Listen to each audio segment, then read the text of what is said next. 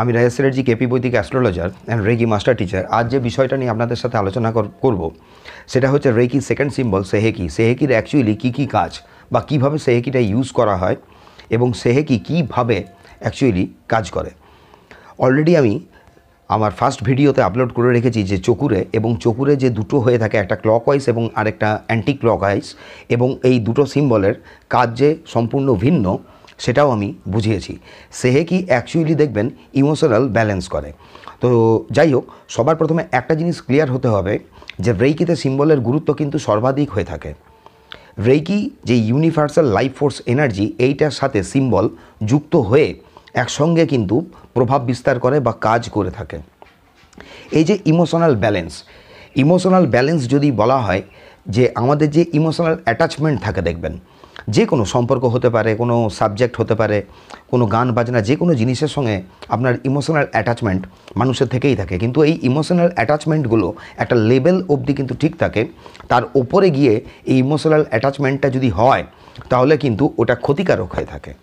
সেহেকি এই যে জায়গাটা থাকে ওভার ইমোশনাল অ্যাটাচমেন্ট, মানুষের ওভার ইমোশনাল অ্যাটাচমেন্ট, এই যে জায়গাটাকে থাকে, জায়গাটাকে ধীরে ধীরে এটাকে ব্যালেন্স করতে থাকে। আরেকটা থাকে দেখবেন কিছু কিছু মানুষের যে কোনো ঘটনার মধ্যেই হঠাৎ করে কেঁদে দেওয়া, মানে হঠাৎ করে যে কোনো জিনিসে হাসা কাঁদা, কোনো জিনিসের প্রতি হঠাৎ করে রিয়্যাক্ট করা, মানুষের সমালোচনা আলোচনা, এই যে জিনিসগুলো থাকে, এটাকেও আপনারা ধরতে পারেন একটা ইমোশনাল লেভেলেই ধরতে পারেন, যেটা আমাদের অ্যাকচুয়ালি এনার্জিটাকে ড্রেন করে, যে কারণের জন্য আমাদের যে অথেন্টিক সেলফ তার বিকাশ ঠিক ঘটে না। আপনার যে প্রকৃত সত্তা, সেই প্রকৃত সত্তার বিকাশের ক্ষেত্রে কিন্তু ব্যাহত হয়। ওটা ব্যাহত হয়ে গেলে তখন আপনার যদি ওই সত্তাটার বিকাশ না ঘটে তাহলে কিন্তু আপনি আটকে যাবেন। তো সেহেকি সব সময় যখনই রেকি আমরা করব, সেহেকির ইউজটা বেশি করব। এবং এই যে আমি বললাম ইমোশনাল অ্যাটাচমেন্ট, এই জায়গাটা যে রেকিতে সেহেকি সিম্বলটা করে থাকে, আমাদের অ্যাকচুয়ালি সেহেকি সিম্বল যেটা, সেটা কিন্তু রাইট ব্রেন এবং লেফট ব্রেনকে ব্যালেন্স করে।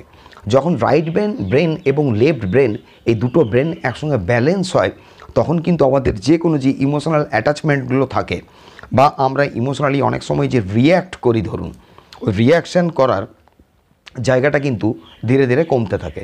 আরেকটা কি করছে দেখুন, এটা সামঞ্জস্য বজায় করছে, মানে একটা সামঞ্জস্য রাখে।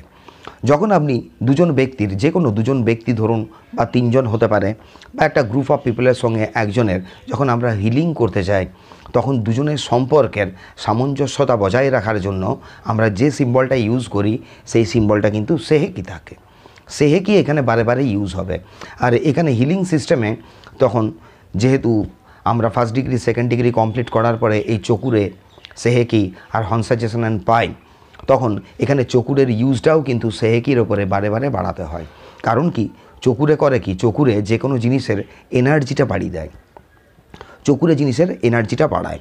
তো সেহেকি এখানে যে ব্যালেন্স করছে দুটো ব্যক্তি দুটো বিষয়ের মধ্যে ইমোশনাল অ্যাটাচমেন্টের ক্ষেত্রে যে ব্যালেন্স করছে, তার ওপরে যখন আপনি এই সেহেকির ওপর বারে বারে চকুরে চার্জ করবেন, অটোমেটিক্যালি সেহেকির পাওয়ারটা যেটা এক্সিকিউশন হবে, ওটা যেটা এক্সিকিউট হবে, অনেক পাওয়ারফুল এক্সিকিউশন হয়।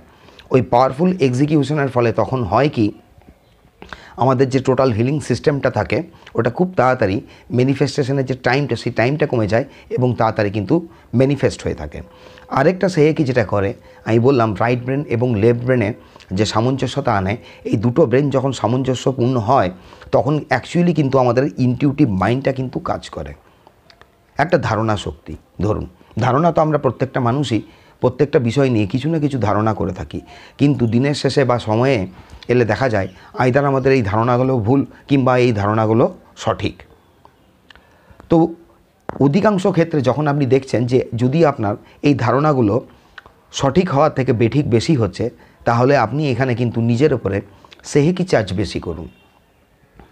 কিছু না কিছু কারণে অনেক সময় হয় আমাদের এই দুটো ব্রেন তার সামঞ্জস্যতা বজায় রাখতে পারে না, এবং কোনো একটা ব্রেন যদি, মানে এই দুটো ব্রেন যদি অসামঞ্জস্যপূর্ণ হয় বা একটা ব্রেন অন্যটার থেকে যদি ভারী হয়ে যায়, তখন কিন্তু এই যে আমাদের ইনটিউটিভ মাইন্ড, এই যে জায়গাটা, যে ধারণা শক্তিটা সম্পূর্ণ কিন্তু বিফল হয়ে যায় এবং ভুল একটা ধারণা ওখানে জন্মায়। মানে আমি বলতে চাইছি যে ইনটিউশনটা যদি ভুল হয়ে যায় এবং ওইখানে যদি আপনি তার উপরে কাজ করতে শুরু করেন, তাহলে একটা সময় দেখা যাবে যে পুরো সময়টাই আপনি নষ্ট করে ফেলেছেন।